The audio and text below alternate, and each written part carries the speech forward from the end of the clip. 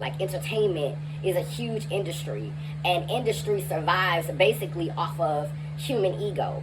That's what the industry is all about. Watching Armon Wiggins, and I want to bring him up, and the like. I had to stop following Funky Dineva, simply because Funky Dineva, I just feel like, is caught up in this space. And I think that they can use the lingo. I think that they can educate themselves and go to school and take classes and step into spaces and learn certain things. But behind the scenes, they're still rooted in the same beliefs. It's is or ain't, and you can see that start to come out of a lot of people in their politics, especially in Armon Wiggins. And I think that's why it's kind of hard for them to speak in a non-biased way when addressing certain issues, because they, even though they're gay, they still subscribe to binary thinking. And that's where I disagree with and they're not alone. Most sex changes, and this is particularly in, those of us who are born with an abundance of melanin, whether you want to call it Afro-Indigenous, Black, Negro, Niji, whatever you want to call it. But those of us who are born with an abundance of that, brought up in the Baptist religion and brought up in that Christian ideology, that lopsided patriarchal mindset, we all uphold this idea that you're either XX or XY. You're either a man or a woman. You're either male or female. There is no gray area. And the funny thing for me is, if it takes XX and XY to create me, why do I have to only acknowledge one side? Why do I only have to own one side if it takes both to make me? Like, I find it stupid if a Caucasian person and a person who is obviously a Negro and has an abundance of negritude come together and they procreate, the child is automatically black.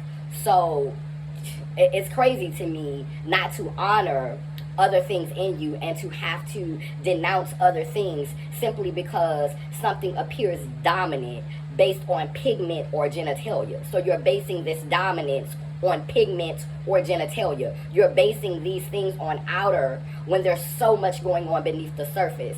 Using the ocean, for example, how when you look under the water in the swimming pool, you ain't gonna see nothing, because ain't nothing living in that swimming pool. Maybe a little bacteria, a little germs.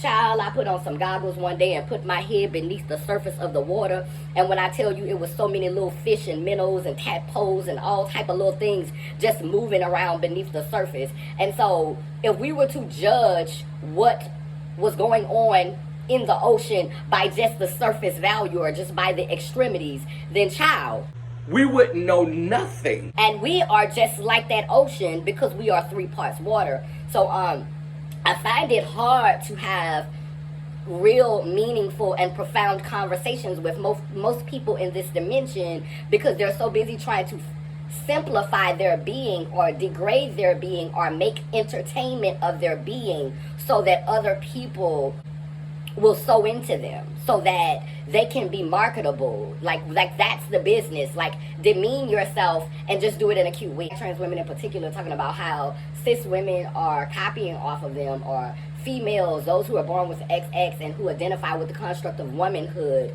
are copying off of them. No, sweetheart, we're all copying off of this European idea of what beauty is.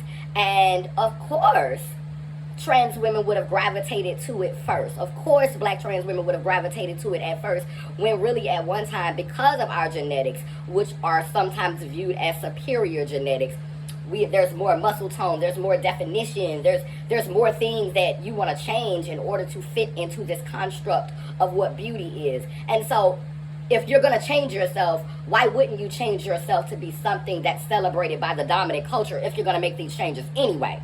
Since so many of my sisters have chosen to charter the course or to express themselves in a way that aligns with white culture, white supremacy, white ideals, and this is constructs, not color, because the race is Caucasoid, Caucasian, but the color is white, and anyone can benefit from whiteness. All you have to do is just uphold the ideas and the beliefs and be willing to support that with your life, as many of our politicians do and many of our soldiers do. They value the ways of whiteness and this construct. But gay men give a very compelling white woman.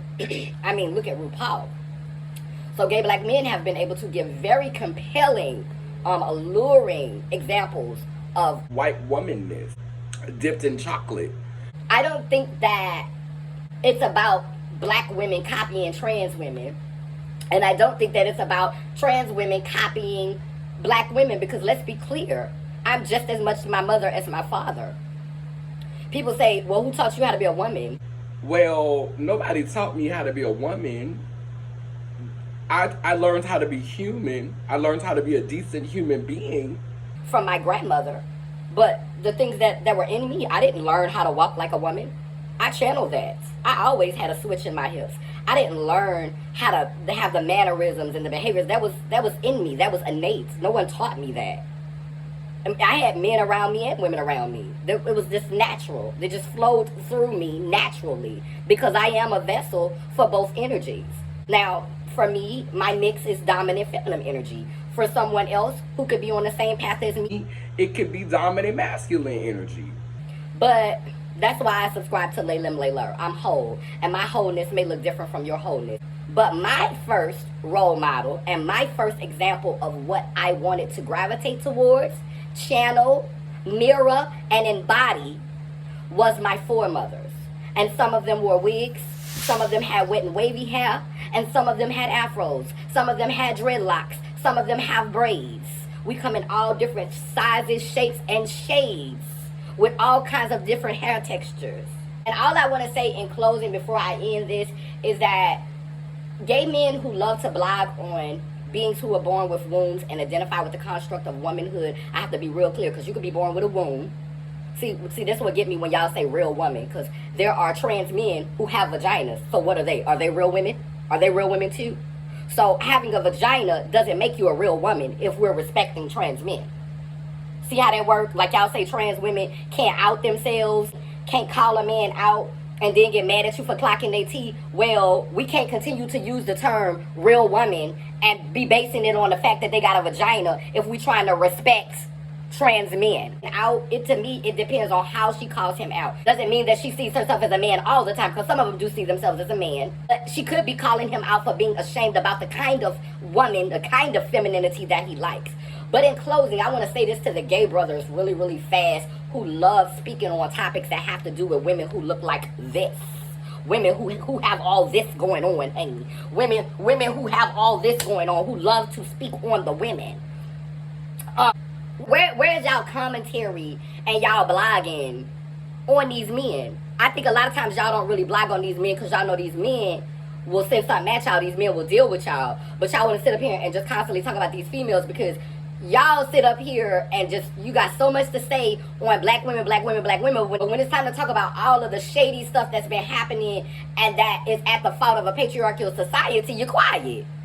You ain't got nothing to say. Let him say something homophobic. All you black gay men who be blogging about these women, who stay constantly blogging about women's issues, acting like y'all have been nominated and voted the overseer of women's bodies. It baffles the mind and how so many of these girls take stock in what y'all saying. Like, I love to listen to Amaya talk, and I think that some of the stuff that he says is true, but I can sit up and listen to him talk about anything because he's funny. He's witty. He's authentic most of the time.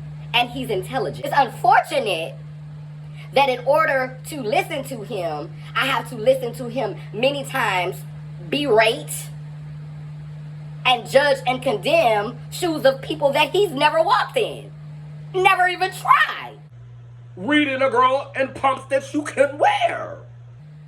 You add Funky Dineva. I get what you're saying. I get your frustration. Mister, brother, you have not walked in those pumps. So you don't know what the tea is. You've never had a hot flash. Ma'am, you've never had mood swings and emotions, and whether it's induced through medication or it came naturally, it's still real. You've never had to deal with that, boo.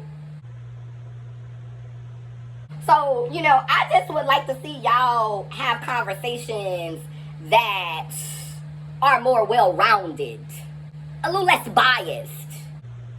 Time you want to talk about a man is when he cute and fine and, oh yes, he look good, he look right. But you ain't never got no real criticism for him, no real critiques for him.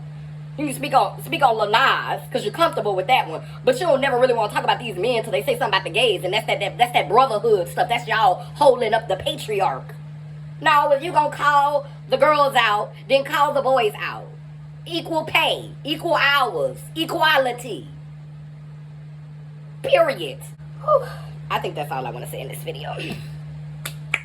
I am lighting a candle in the spiritual plane, representing past, present, and future.